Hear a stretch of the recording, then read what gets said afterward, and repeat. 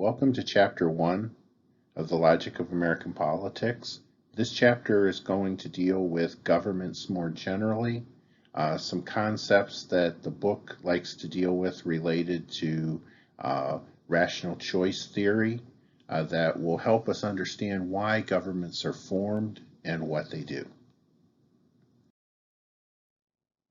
We might ask what we mean by politics and how do institutions aid or hinder democratic decision making? And are politicians the servants of the public, as we say in their or as they say in their campaign ads, or are they just self-serving? And I think we are going to make an argument that they're really a bit of both. And when we talk about institutions, this is the important concept that rational choice theory brings to us, is that there's a difference in the outcomes that we get when we are looking at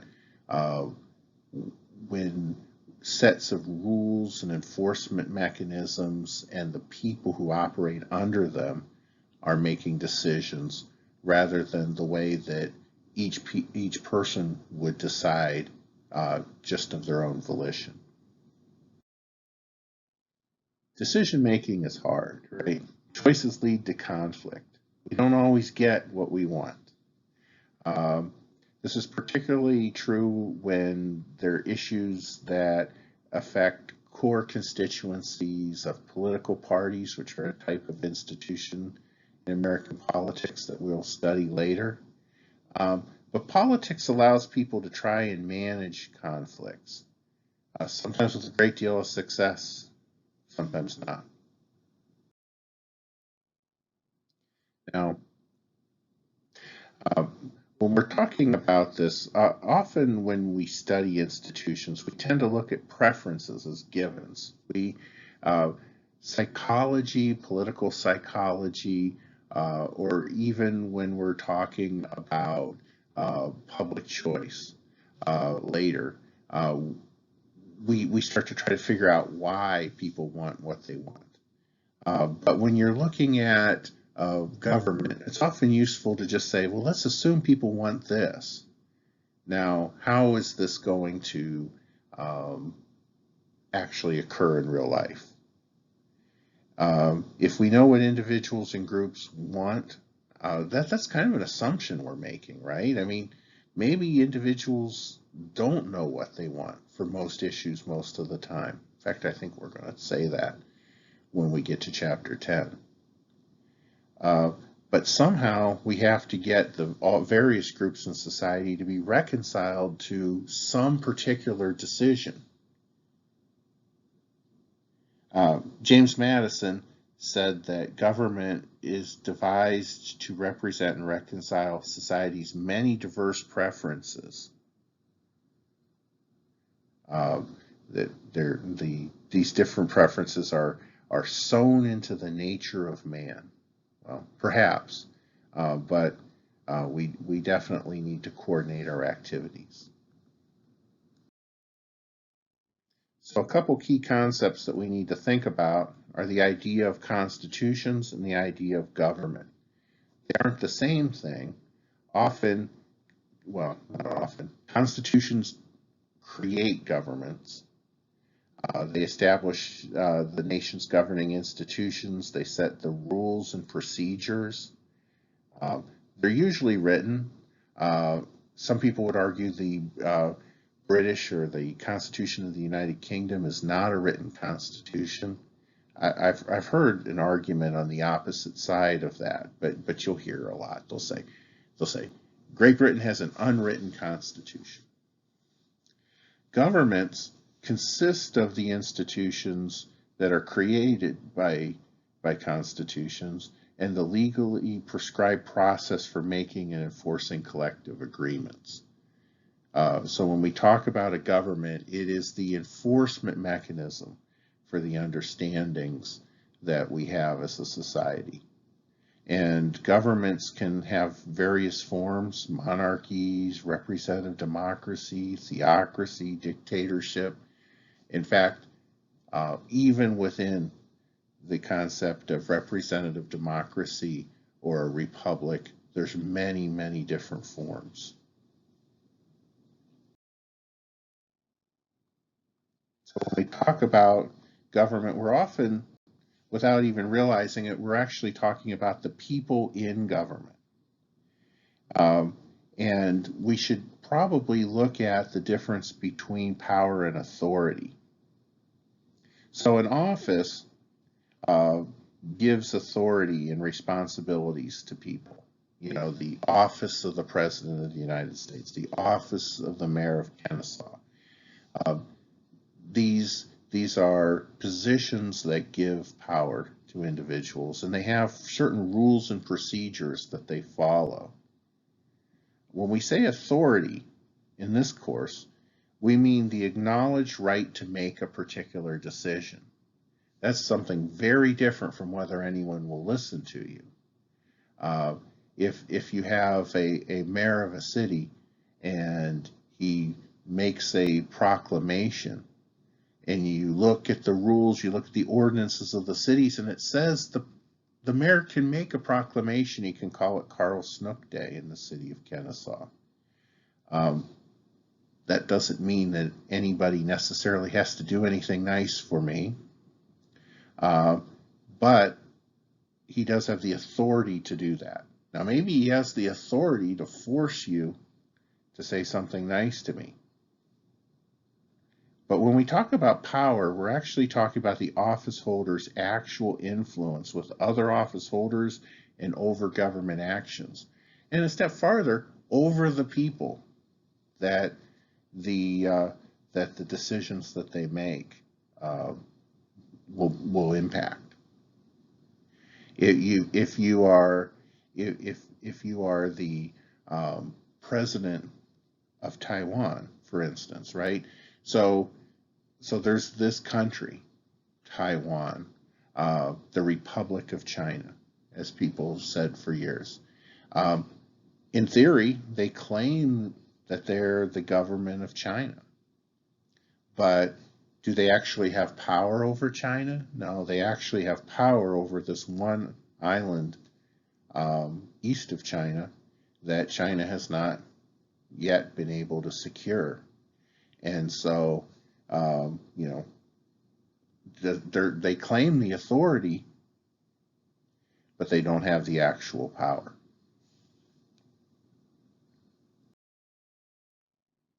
When we talk about institutions, we're talking about a set of rules and enforcement mechanisms, and none of this would be important if they constantly changed. Now, as a truism, change is the only thing that's permanent, right? But when we say that institutions have durability, we say that they resist change, that they tend to be stable, that over time the change is less than would be expected if there was no institutional arrangement. They exist beyond the tenure of the actual people who pass and create the institutions.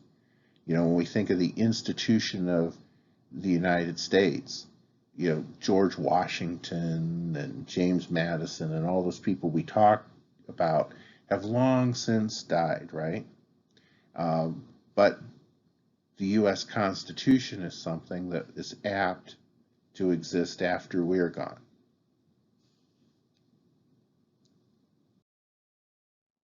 Now, why do we even have institutions? Quite often, it's interesting when you see a group that has traditionally not had to make important decisions, but they're the ones who technically have responsibilities. Board of directors of companies.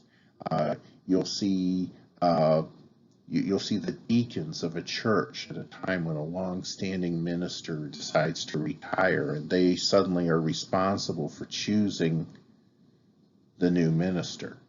Or, for instance, when 3 or 4 times in the history of a country you have an impeachment proceeding, and all of a sudden people are looking back and they're saying, well, what did we do last time? Well, one of the reasons why we need to have institutions is because quite often we have something called a collective action problem. Now, when people are making decisions, sometimes it's really easy to make a decision because everybody's best interest is served by everybody just seeking whatever's best for them.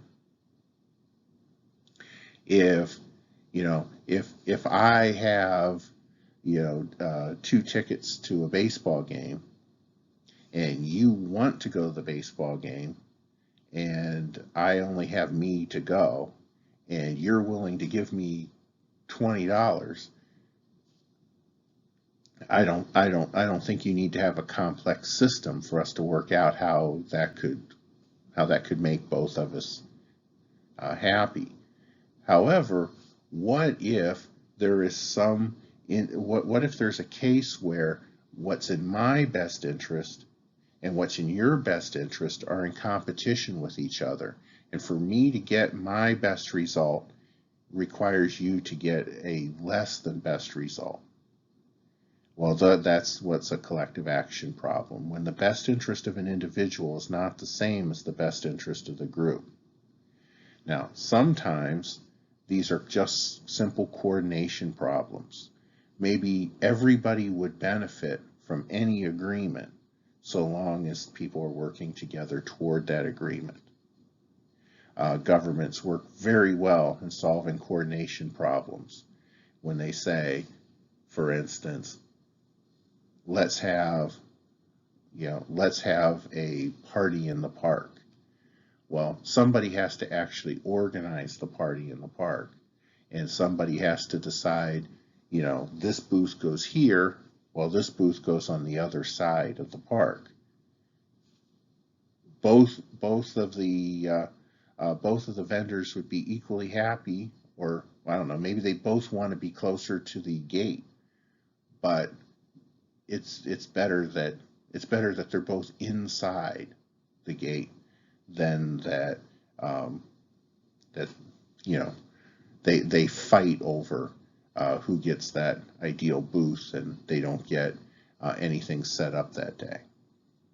But there's also collective action problems like the prisoner's dilemma in the chicken game, where one person getting his or her best outcome requires that another person is actually harmed. And we spend an awful lot of time thinking about those types of collective action problems. So coordination problems increase as the size of the group increase. When the number of participants desiring to coordinate is really large, coordination may be virtually unachievable. Certainly, if you needed a unanimous decision, well, 2 people can make a unanimous decision quite easily through compromise. And 3 people might be able to, and 4 people might be able to. Imagine if we needed a unanimous decision on who the next president would be.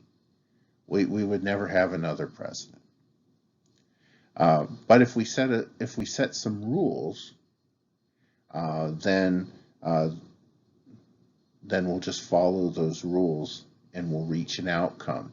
And it's apt to be an outcome that most people would prefer to having government collapse and anarchy and such.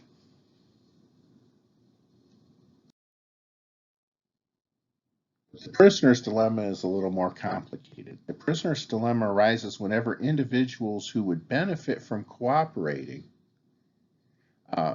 instead see an even greater individual benefit from not cooperating.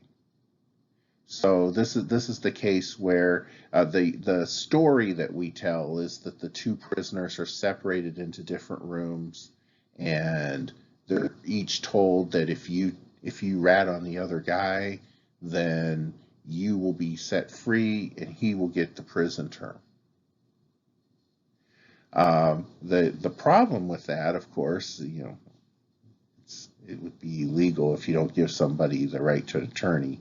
But a problem with that in real life is, imagine a scenario where one person gets to benefit to the detriment of everyone else. And in fact, when you see that one person benefits to the detriment of everyone else, that quite often it becomes in everyone's best interest to defect from the main interest of the group. and thus the system that's designed falls apart. We often use this to describe the situation of the free rider. The free rider is the person who benefits from a collective action without paying any cost. But if everybody tries to do that, then the system collapses. Now, government exists in order to help us overcome the prisoner's dilemma. Society creates governments in the same way as criminals create organized crime syndicates. In order to punish the free rider, to make the decision to defect from the interest of the group less beneficial than it would otherwise be. So unless each side can trust that the other will abide by commitments not to tell, then it's in the best interest of all participants to defect. On the other hand, how can you be forced to trust? Well, you can have government or the crime syndicate punish defectors. Similarly, political parties do this, right?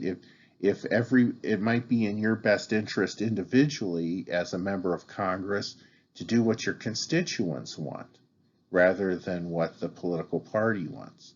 But the political party says, wait a second, we give you money to run your campaign, we get people to show up to get people to the polls to vote for you. You really need to follow what we say. And the way that you do that is you give carrots and sticks to make it in the best interest of everybody to follow the rules. Another similar scenario is the chicken game. Unlike the prisoner's dilemma that has a predictable outcome, if one person defects, then it's in the interest of the other person to defect. If you hear that the other guy is going to tell on you to the police, you might as well tell on him as well.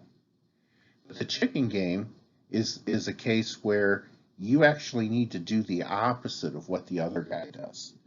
If two people are driving toward each other in cars, right? And if one person swerves out of the way, well, it's better to swerve out of the way than to have your car and the other car crash into each other at high speed. Yeah, everybody will call you a chicken, but at least you won't be killed in a car accident. On the other hand, if you knew the other guy was a chicken, you would just keep driving. So this is a case where it's in your interest to not do what the other person's going to do. And this is actually a good metaphor for the creation of interest groups. If you knew that other people who supported your cause were going to pay a lot of money and show up to a rally, well, it's your best interest to just get that good policy that they're fighting for without doing any of the work. But obviously, if everybody just decided to stay home, then what happens? Well, that's like if both people swerve, right? If both people drive at each other, well, then the interests aren't served. You don't get the policy that you want. If you feel like somebody has to pay $10 in order to make sure that maybe a computer program that you and your roommates need. Yeah, who's going to pay the cable bill? Who's going to pay the internet bill? Well, if nobody's going to pay it, and you knew that nobody but you would pay it, then it's in your best interest to pay it because you can't afford to have the internet go out while you're taking an online American government class. On the other hand, if someone else is going to pay it, you're better off to either just pay your share or not pay anything at all. In fact, your best bet is to not pay anything at all. You just need to know, am I the only person who might pay it? Or will somebody else pay it if I don't? And that's how the chicken game is just like many of the questions that we have in in government. So ultimately, somebody needs to pay, right? That's the problem. That's the free rider problem. Uh, if if somebody is going to benefit without paying the cost, um, you'd like it to be you, but you certainly don't want to be paying for other people to benefit without um, without contributing, especially if they could.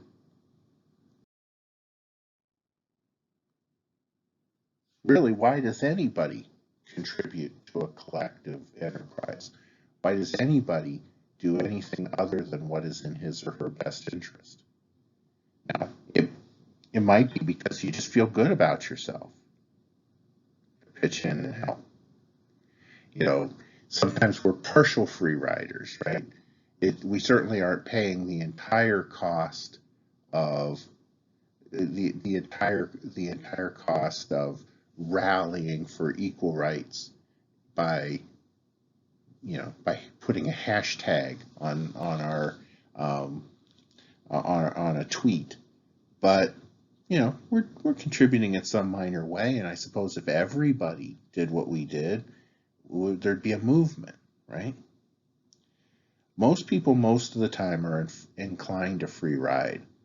And so that's always going to be a challenge that we need to overcome. And when we talk about interest groups, we're going to see that there's ways to do that.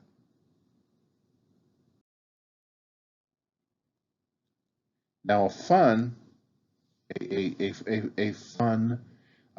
metaphor, a fun story that helps us understand this problem of free riding in slightly different direction is the tragedy of the commons. The tragedy of the commons isn't about people not doing something, not when everybody else is, but people not taking into account their responsibility to the best interest of the community when everybody else does. So, the story obviously is the one about a community that has a common grazing area for cattle. And so there's plenty of grass there if everybody wants to have a milk cow. But imagine how one way that you can become much wealthier than to have one milk cow, enough for your family. Instead, maybe you decide to have two. Then you have enough for your family, plus maybe your son can make cheese and then go over to the next town over and sell the cheese, and all of a sudden you become one of the wealthiest people in town. Maybe your son marries the mayor's daughter, and you become wealthy, and your other child can then become the police officer or the sheriff or something like that. And all of a sudden you're very powerful, all because you decided to have a second cow. Well, your next neighbor says, you know what? Snook is getting to be very successful because he has two cows, so I'm going to have two cows as well. And then all of a sudden everybody wants to have two cows. And if I want to maintain my position, then I need three or four or five cows. And the next thing you know, the common area is overgrazed and the cows start to die. And even as the cows start to die, the people who suffer the most will be the ones who just have one cow, not the people who have five. And in fact, I'll tell you, if I'm the most powerful guy in town, I probably make sure that my cows have enough and yours don't. So the difference between the other types of collective action problem is the good already exists and it will be destroyed by overuse. And we have many cases like this, often pollution or overgrazing or overfishing are the examples that we talk about. The tragedy of the commons is usually given as an excuse for either regulation or privatization of collective goods. Um, and government, this is another reason why government is necessary, is just because when you have a common good, You need to figure out a way that it's going to be divided up either permanently or on a day-to-day basis, depending on the best interests of society. Another problem with collective action is cost. And the two types of costs we normally talk about are transaction costs versus conformity costs. Transaction costs are the costs of coming to a decision, while conformity costs are the costs of not getting the decision that you would prefer. And so, in a compromise, everybody misses out on their preferred benefit by a little bit. In a decision where there's winners and losers, the conformity cost can be really high. For instance, when you have an election for president and one side gets half the vote and the other side gets half the vote, and most elections for president of the United States are pretty close to that. Even when somebody wins a huge mandate, what have they really won? By 10%? That means maybe as many as 40% of the people aren't getting what they want. And so one of the reasons why in our system we have, rights for minorities is because quite often these minorities are huge. They represent half of the vote, and as such, they can't be asked to lose everything. Now, the rules for how you come to a decision versus the conformity costs are usually such that as the transaction cost increases, the conformity cost goes down. This is because a unanimous decision, one where everyone agrees, will have the least conformity cost. If everyone agreed to a decision, then everybody's happy with the decision. Now, if it takes half of the vote to win the decision, then you might have as many as half of the people dissatisfied with the decision.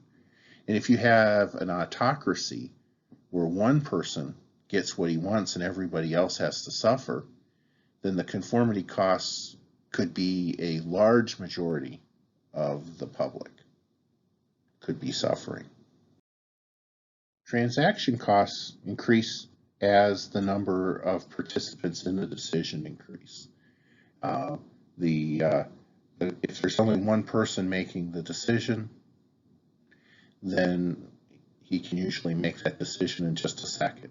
Sometimes I'm driving down the street and I decide to turn right versus deciding to turn left. I can usually make that decision in a second. Now, if my wife and I are in the car, I say, should I turn right? And she says, I think you should turn left. And I say, but right's faster. And then she says, yes. But what did that do? That took us 4 seconds. If there's 8 people in the car, we better have decided where we're going before we actually left, right? Or we might be stuck at every intersection debating right versus left. And if there's 320 million people, we need to have had the rules set, perhaps by a constitution, perhaps many years ago, so that we all know what's going to happen next.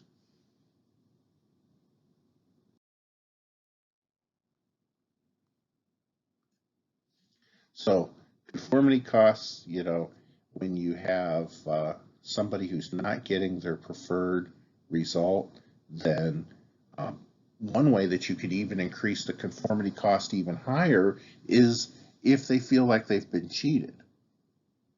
One of the advantages of the political process is, although there's losers, the people who lose are at least faced with the fact that they lost according to rules that they had previously agreed to.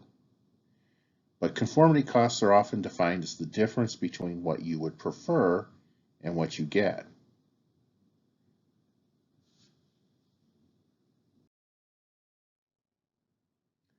Another problem closely associated with this is the idea of agency loss. In fact, agency loss is sometimes called agency cost. The sense is that when you hire somebody or you choose somebody to do something on your behalf, they don't always do exactly what you would want them to do. Now, one type of agency loss is when you choose somebody to represent you in Congress. How do you get somebody in Congress to do what you would want them to do?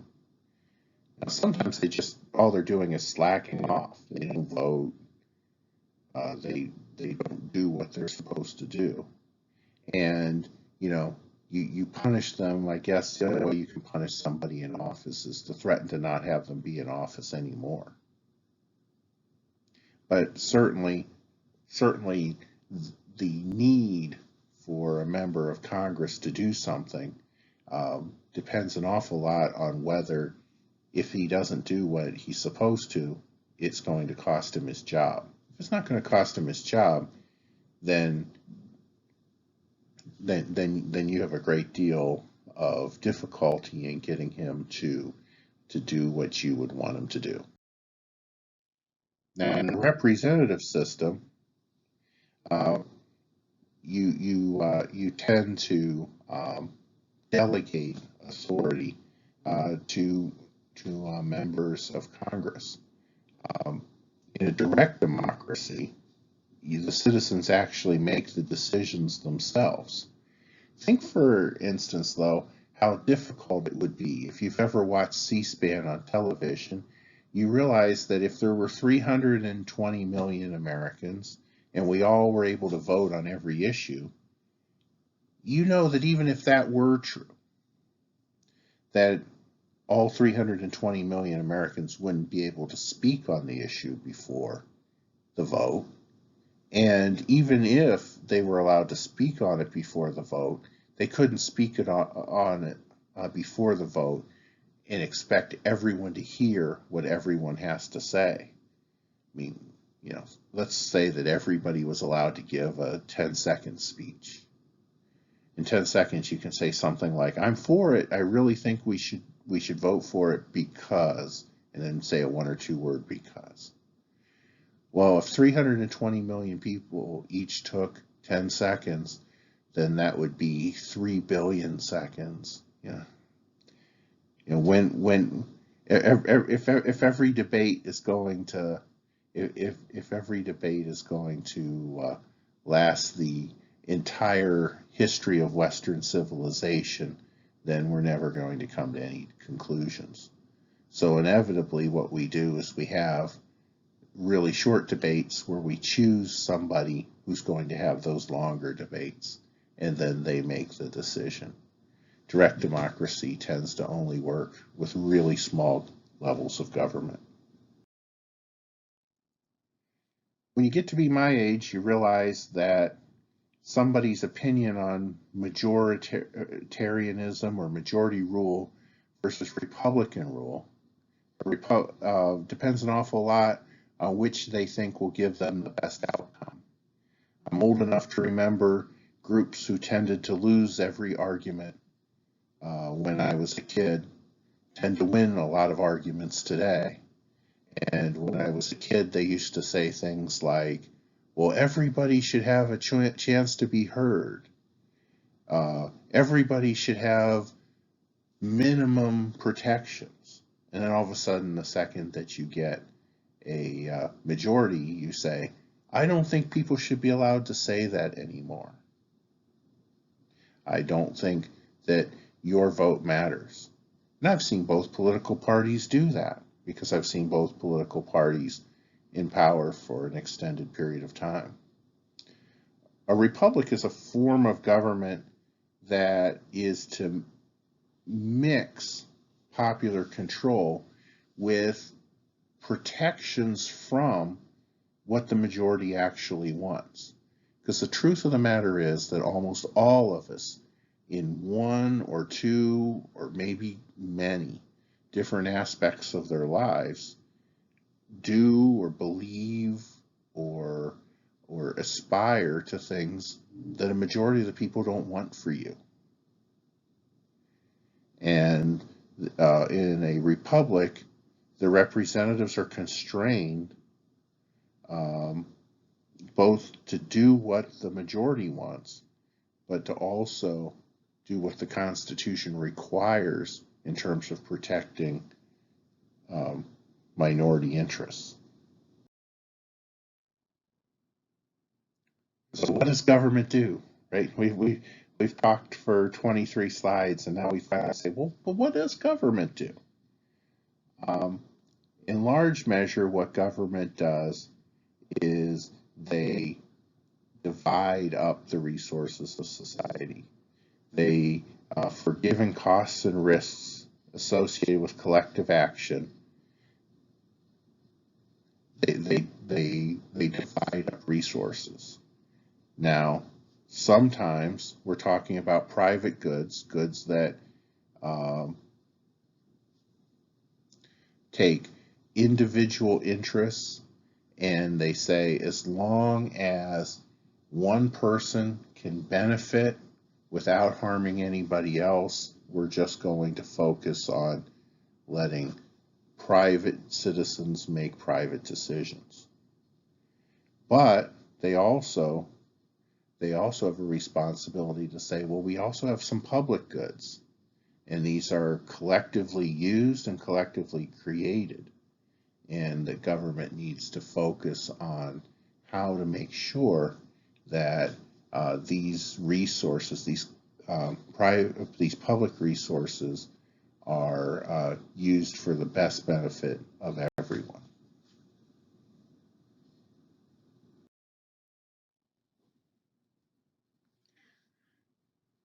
Some people theorize that the difference between different views on the role of government all is associated with what is seen as a public good.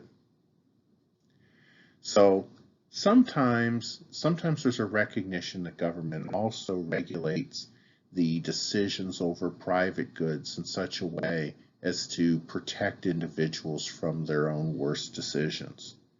But other people say that the government is limited just to looking after public goods, and the debate becomes what exactly is a public good. If you make a decision that harms somebody who's counting on you, then is it really a private good? If I decide to wear a t-shirt that says, college students are evil, if I wore that shirt and then I wore it to class, well, that's my shirt and I bought that shirt, but aren't I harming other people? And in fact, if I then got fired for wearing that shirt, wouldn't I be harming my family? Well, that argument says there are very few actual private goods. On the other hand, a public good is something we generally accept that government can regulate.